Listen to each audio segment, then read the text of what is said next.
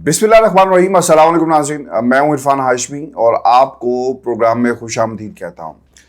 नवाज शरीफ के खिलाफ बनने वाली JIT के वॉल्यूम 10 में क्या था, इसकी कहानी आपके सामने रखेंगे। और पनामा बेंच के अहम जज जस्टिस रिटायर्ड एजाज अफजल ने वॉल्यूम 10 की सफ़ात उलट दी है।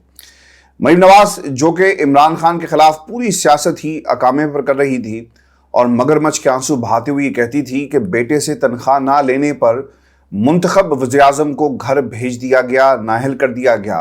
लेकिन वॉल्यूम 10 ने साबित कर दिया कि मरियम के पापा अपने बेटे से 6 साल तक तनख्वाह लेते रहे और उनके बैंक अकाउंट में ट्रांसफर ये तनख्वाह होती रही है। व्हाट्सएप पर JIT बनाने की हकीकत भी खुलकर सामने आ गई। एक इल्ज़ाम ये लगाया जाता था कि जनाब व्हाट्सएप के ऊपर JITs बनती रही हैं और लीगी प्रोपेगेंडा अब झूठ निकला है। वॉल्यूम 10 के मुताबिक नवाज शरीफ की माली करप्शन का नेटवर्क सिर्फ पाकिस्तान में नहीं था, बल्कि यह नेटवर्क पूरी दुनिया में फैला हुआ था।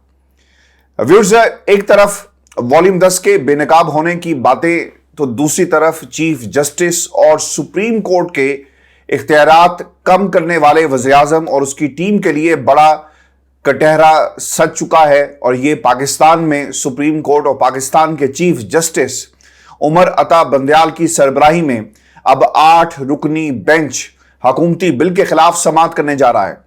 एक बहाज़राई नजर आ रही है हमें हुकूमत और अदालत के दरमियान।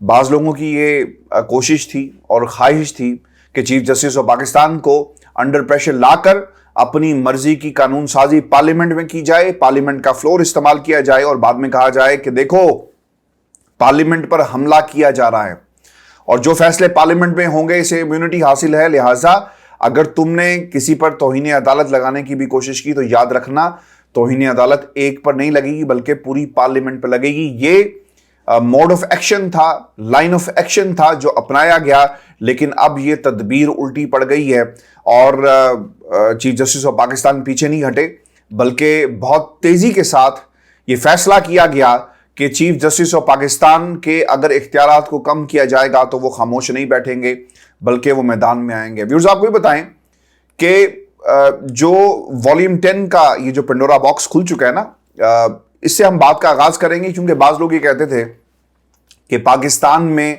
शरीफों के साथ ना बहुत जुल्म हुआ है।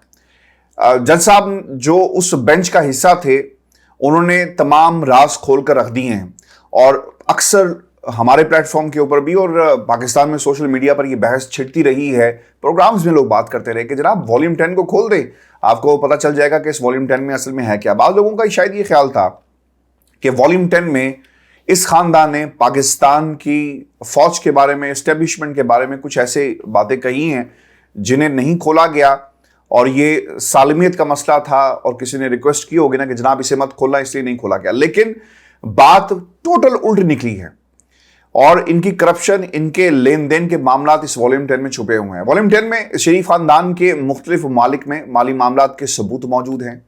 JIT के लिए व्हाट्सएप का मामला नून लीग की तरफ से खामखा उछाला गया। ये भी कहा गया जज साहब की तरफ से, हमने JIT के लिए हुकूमत से नाम मांगे तो कुछ नाम भेजे गए। जब इन नामों को चेक किया गया तो इनकी दयानतदारी पर बहुत सारे सवालात उठाए गए। फिर रजिस्ट्रार ने रूटीन में चेयरमैन SECP को, जो security exchange commission of Pakistan है, व्हाट्सएप पर नए नाम उनसे मांगे कि जनाब कोई नए नाम दे दें। तो उन्होंने क्या किया, बड़ा कैजुअली जो नाम थे वो व्हाट्सएप पर भेज दिए, जिसके बाद पता ही चला कि चेयरमैन साहब ने जो मामला सीक्रेट था, सीगा राज में रखने वाला था, उसे जाकर हुकूमत को बता दिया कि भाईजान ताड़े खिलाफ तो ये कम हो रहा है। और आपने अक्सर सुना होगा कि जो बेंच बना, जो JIT बनाई गई, जिसके बारे में कहा जाता है कि जनाब एक व्हाट्सएप ग्रुप के ऊपर एक JIT जो है वो तश्कील दे दी जाती है। इस पर जज साहब ये कहते हैं कि मैंने ऑब्जर्वेशन दी थी कि ये तो हुकूमत के ज़ेरे असर है, तो हम किस तरह इन पर एतबार कर सकते हैं। रजिस्ट्रार को तहरीरी तौर पर भी नाम मांगने चाहिए थे, प्रोटोकॉल जो है फॉलो नहीं किया गया और आपने देखा कि जब प्रोटोकॉल फॉलो ना हो ना, कागज़ चिट्ठी ना लिखी जाए, तो बाद में ये होता है कि एक रूटीन में आपने व्हाट्सएप किया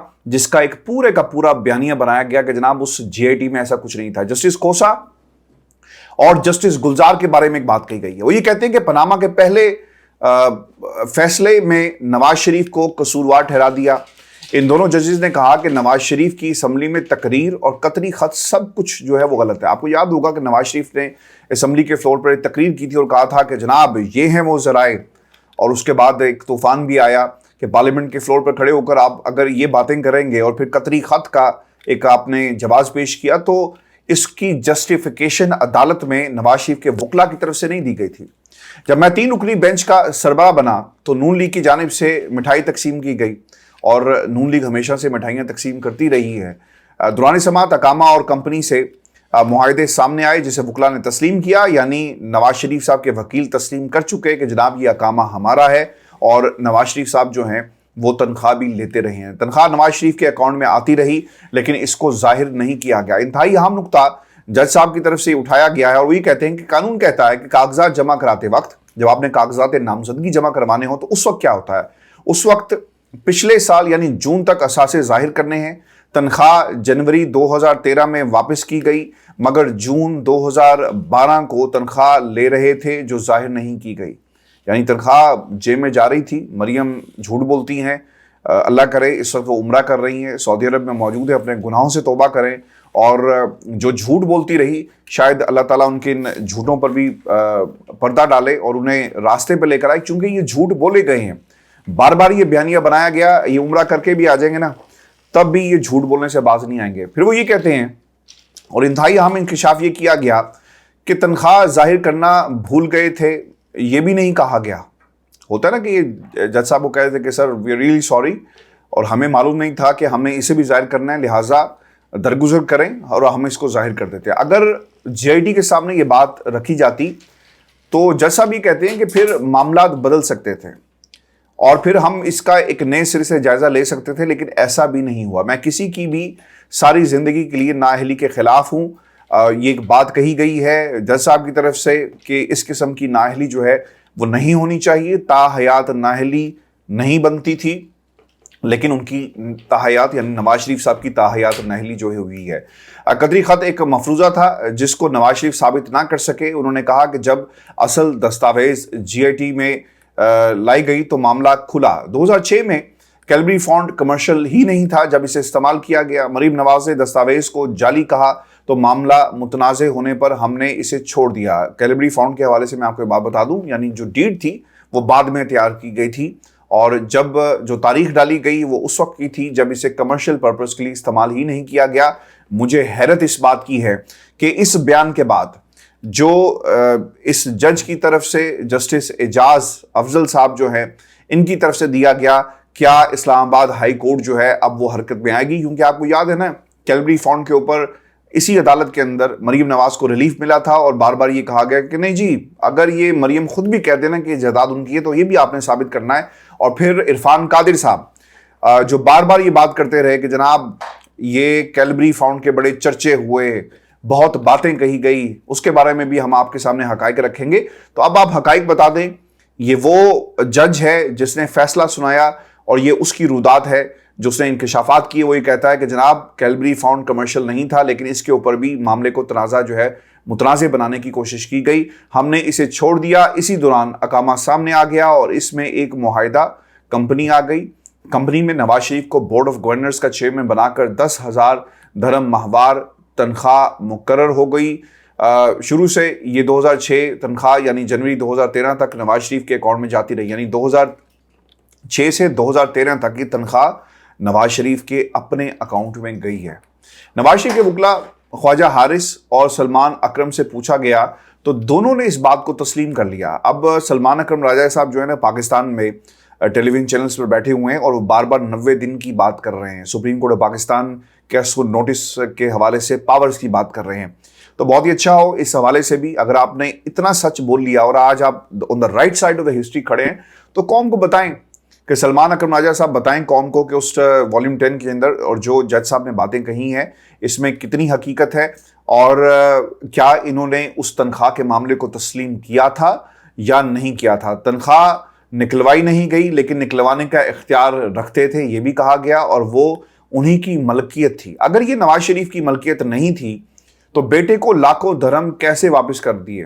कानून कहता है कि कागजात जमा करवाते वक्त पिछले साल जून तक के असासे जाहिर करने हैं। इसमें कोई रॉकेट साइंस नहीं है। अगर किसी के अकाउंट में 50 लाख पड़ा हुआ है, 2 घर हैं और उसने डिक्लेयर करने हैं, और अगर वो डिक्लेयर नहीं किए गए तो यकीनन उसने एक गलती की और इसकी बुनियाद पर फिर ये सारी कार्रवाई हुई। और फिर जस्टिस रिटायर्ड एजाज अफजल साहब की तरफ से ये भी कहा गया, और ये इंतहाई अहम नुक्ता है, वो ये कहते हैं कि अगर नूरे गामे को असासे छुपाने पर सज़ा हो सकती है तो फिर नवाज शरीफ को क्यों नहीं हो सकती। ये एक इंतहाई अहम नुक्ता है जो उठाया गया। आपको याद रखना है कि इस वॉल्यूम 10 और उनके जो इंकशाफात हैं, यानी जस्टिस रिटायर्ड एजाज अफजल साहब के, इसकी टाइमिंग बड़ी इंपॉर्टेंट है। आपने सुप्रीम कोर्ट ऑफ पाकिस्तान पर हमले शुरू कर दिए, और जो शख्स लंदन में बैठकर हमले कर रहा था वो ये समझता था कि उसका माजी बेदाग है, दागदार नहीं है, और he has nothing to hide in his closet. लेकिन आपके सामने अब हक़ाइक़ आ गए कि जब आपके माजी इस किस्म के हो ना, तो फिर आप अदालतों से पंगे नहीं लेते। जब जजों की तजलील की जा रही होगी ना, तो फिर किसी जज ने सोचा कि यार हमें भी मैदान में आना चाहिए और हिस्सा डालना चाहिए। वो वॉल्यूम 10 जिसे नहीं खोला गया। अब सवाल ये पैदा होता है कि पाकिस्तान में किन ताकतों ने इस वॉल्यूम 10 को नहीं खुलने दिया। अब सबसे जो इंटरेस्टिंग बात है, हम पाकिस्तान की एस्टेब्लिशमेंट की तरफ ही देख सकते हैं ना। अगर जस्टिस रिटायर्ड एजाज अफजल साहब जो हैं हिम्मत करते तो बता देते कि वॉल्यूम 10 ना खोलने के पीछे कौन सी ताकतें हैं, तो फिर मेरा ख्याल है कि कौम के साथ ये जस्टिस होगा और ऐसी बातों को छुपाया नहीं जाता। एक ख़ानदान जिसके एंटरप्रेन्योर, जिसके जो बिजनेसेस हैं वो पूरी दुनिया में फैले हुए हैं, लेकिन उसे छुपाया जाता है, कौम को बताया नहीं जाता कि ये पैसे कहाँ से आए। और इसमें ऐसी कौन सी बात थी जो ट्रांसपेरेंट नहीं हो सकती, और हमारे जो ताल्लुकात हैं वो दुनिया भर में ख़राब हो जाएंगे। बहुत ही अच्छा होता ये जो वर्ल्ड वाइड किस्म की एंटरप्रेन्योरशिप है इनकी, और बिजनेस एम्पायर है, जो ताल्लुकात थे मुल्कों के साथ, अगर पता चल जाता तो ये कौम के साथ बहुत बड़ा उनके ऊपर एहसान होता। लेकिन दूसरी तरफ व्यूअर्स, ये भी इंतहाई अहम नुक्ता है कि इस ख़ानदान ने इक़्तिदार में आने का जो इसका बुनियादी मकसद है वो यही है कि आप पावर में आए। जब आप पावर में होते हैं ना, फिर आपके बिजनेसेस भी बड़े शान और शौकत के साथ चलते हैं। आपने देखा होगा कि शहबाज शरीफ साहब जब भी बाहर गए, उन्होंने अपने बेटे सलमान शहबाज को अपने साथ बिठाया, और इक़्तिदार में रहते हुए ऐसी पॉलिसीज़ बनाई जाती हैं जो इनकी इंडस्ट्री को फ़ायदा दें, और पाकिस्तान की आवाम के साथ इसका लेना देना कुछ नहीं होता। यानी अगर हुकूमत आपकी आ गई है ना, तो फिर आप बिजनेस खुल के कर सकते हैं ना, आप चीज़ों को बेहतर अंदाज में फैसिलिटेट कर सकते हैं। पाकिस्तान में ना अब एक नया फैशन चल पड़ा है। जितने भी बिजनेस टाइकून्स हैं, प्रॉपर्टी टाइकून्स हैं, उन्होंने टीवी चैनल्स खरीदना शुरू कर दिए हैं। I can name those channels जो इस वक्त बिजनेस टाइकून्स ने खरीदे हैं, और इसका बुनियादी मकसद ये है कि जनाब बिजनेस एम्पायर को बढ़ाया जाए। लाहौर में दुनिया टेलीविज़न भी इसी पर्पज़ के लिए बनाया गया, और उसका बुनियादी मकसद यही था कि बिजनेस जो मोटिव्स हैं और एम्बिशंस जो हैं उनको बढ़ाया जा सके। चूँकि पंजाब ग्रुप ऑफ कॉलेजेस जो है वो चल नहीं सकता अगर आपने पंजाब हुकूमत से ना बना कर रखे। अब तो हालात बदल गए, लेकिन उस वक्त शहबाज शरीफ साहब मियां आमिर महमूद साहब के साथ आमने सामने थे, और बाद में इनकी दोस्ती भी हो गई। लेकिन ये हकीकतें हैं। अगर आपने इक़्तिदार तक पहुँचना है तो इक़्तिदार को, बिजनेस को आप सीढ़ी बनाएंगे। बिजनेस एम्बिशंस को पूरा करने के लिए इक़्तिदार में आप मौजूद होंगे, और फिर आप काम करवाएंगे। आप मिडिल मैन बन जाते हैं बहुत सारी ताकतों के अंदर। यही कुछ पाकिस्तान के अंदर हो रहा है, इसीलिए ज़रूरी था कि वॉल्यूम 10 जो है वो खोला जाता है। व्यूअर्स, आपको ये बता दें कि अब सुप्रीम कोर्ट ऑफ पाकिस्तान में एक लड़ाई हमें नजर आ रही है। सुप्रीम कोर्ट और हुकूमत आमने सामने आ गई है। सुप्रीम कोर्ट और चीफ जस्टिस के इख्तियारात कम करने वालों के खिलाफ अब एक बड़ा बेंच बन गया है। वज़ीर-ए-आज़म और काबीना की तौहीन अदालत को 8 रुकनी बेंच अब ये सुनेगी, और अब ये सुबह जो है पूरी कौम की नज़रें चीफ जस्टिस ऑफ पाकिस्तान उमरत अहमद दयाल पर होंगी।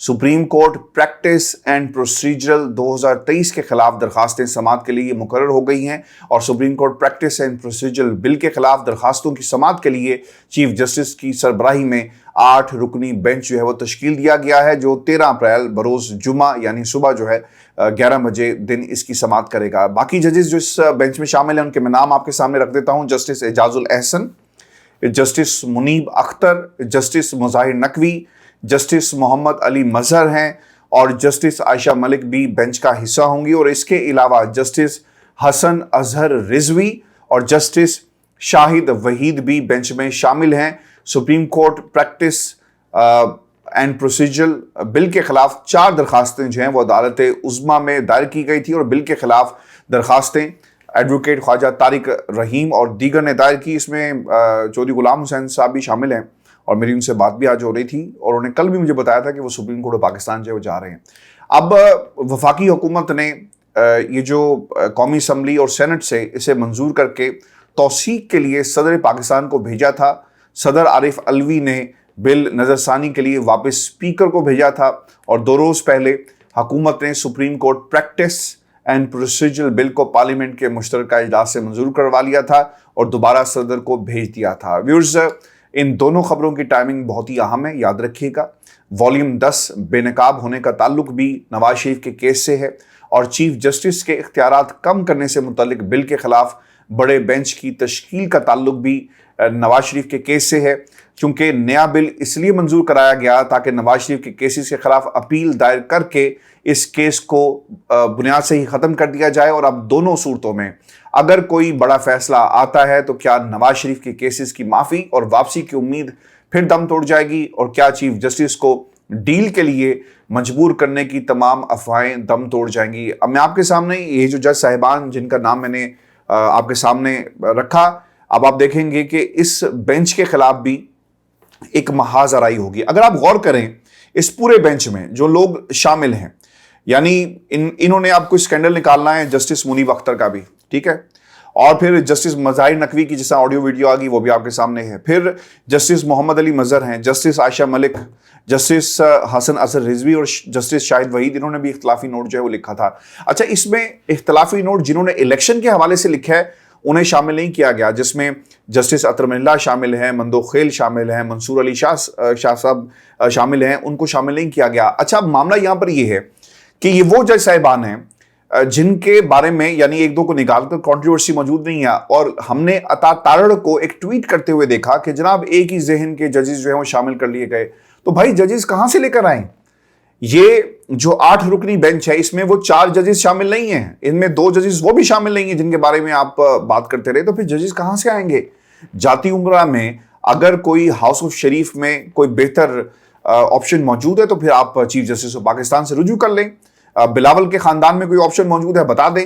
अब पाकिस्तान में ये 15 जजेस हैं जिन्होंने ये फैसला करना है, मामला वहीं से शुरू होता है। बात वही है कि 90 रोज में इंतखाबात हमने नहीं करवाने और इंतखाबात से पहले नवाज शरीफ साहब की सजा को उनकी गैर मौजूदगी में ख़त्म किया जाए, इसलिए सारे कवानीन जो है बनाए जा रहे हैं। एक था लंदन प्लान और अब होगा एक जद्दा प्लान जो तैयार किया गया है नवाज शरीफ के लिए, और आप देखेंगे कि इसमें तेज़ी आएगी। पाकिस्तान की इस्टेब्लिशमेंट अपना भरपूर किरदार अदा करेगी। अब ये भी देखना है कि ये जंग जो है कहीं जमहूरियत के ऐवानों से निकल कर कहीं और ना चली जाए, क्योंकि अदालतें अपना जहन जो है वो देंगी। और मैं आपको कल का फैसला आज भी बता देता हूँ कि शायद एक जज जो है वो लेफ्ट राइट हो जाए, लेकिन चीफ जस्टिस ऑफ पाकिस्तान के साथ जजेस को खड़ा होना चाहिए। 184 आइन की तरमीम करें, फिर आप जो मर्जी करें, कानून साजी नहीं चलेगी।